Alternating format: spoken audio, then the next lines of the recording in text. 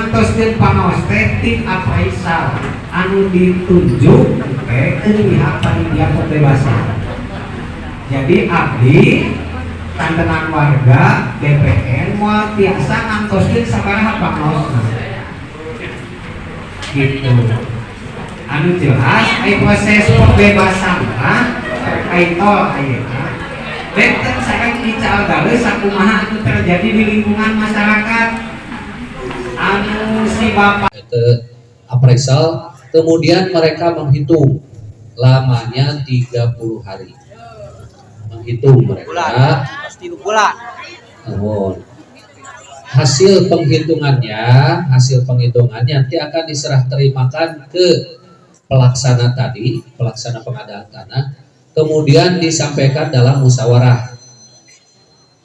Itu yang disampaikan dalam musyawarah itu adalah harga dari appraisal yang final dan mengikat. Jadi angka nama tos tetiasa onget eta tos hasil perhitungan sakulik kibak segala rupi dihitung si appraisal teh anu ieu mau. Assalamualaikum warahmatullahi wabarakatuh. Dari tayangan video tadi jelaslah bahwa yang menentukan harga tanah atau bangunan adalah tim appraisal yang bersifat final dan mengikat. Hal ini sejalan dengan Undang-Undang Nomor 2 Tahun 2012 tentang pengadaan tanah bagi pembangunan untuk kepentingan umum dan perubahannya di Undang-Undang Nomor 11 Tahun 2020 tentang Cipta Kerja. Dalam undang-undang tersebut diatur bahwa ganti kerugian dalam rangka pengadaan tanah bagi pembangunan untuk kepentingan umum diberikan berdasarkan nilai ganti kerugian yang dihasilkan oleh tim penilai atau tim appraisal.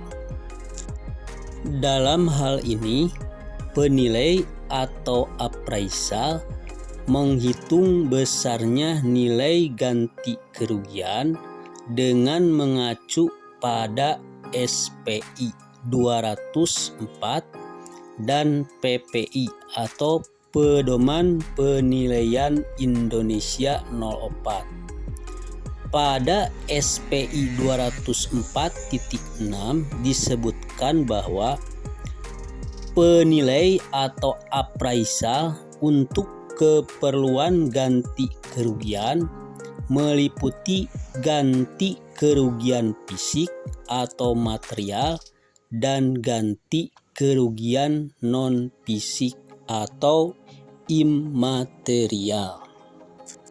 Objek penilaian dalam penentuan kerugian ganti fisik berupa tanah, ruang atas dan bawah tanah, bangunan, tanaman, benda yang berkaitan dengan tanah, contoh utilitas dan sarana pelengkap bangunan, semua dihitung setara dengan nilai pasar.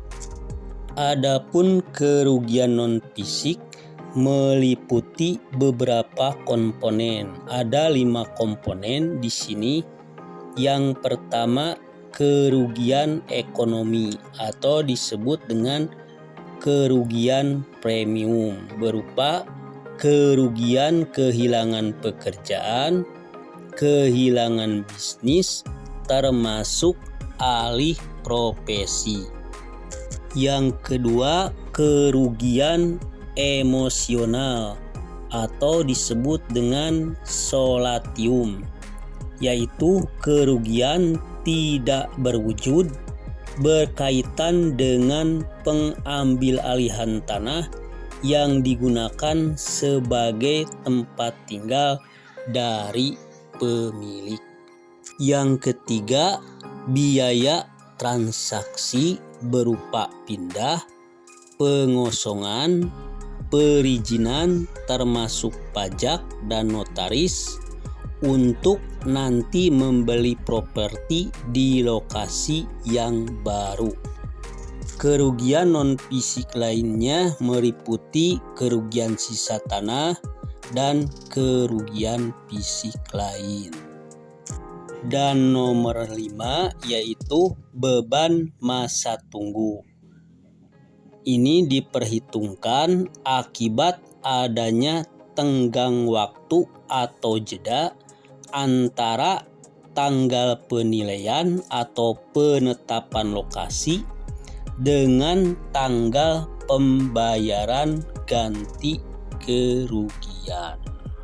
Itu saja barangkali sekilas mengenai seputar tim appraisal, yaitu dalam penentuan harga tanah, khususnya untuk pengadaan tanah bagi pembangunan untuk kepentingan umum. Dalam hal ini jalan tol ya. Mudah-mudahan informasi di atas bermanfaat. Silahkan berkomentar di kolom komentar di bawah ini. Dan jangan lupa channelnya di subscribe juga. Assalamualaikum warahmatullahi wabarakatuh.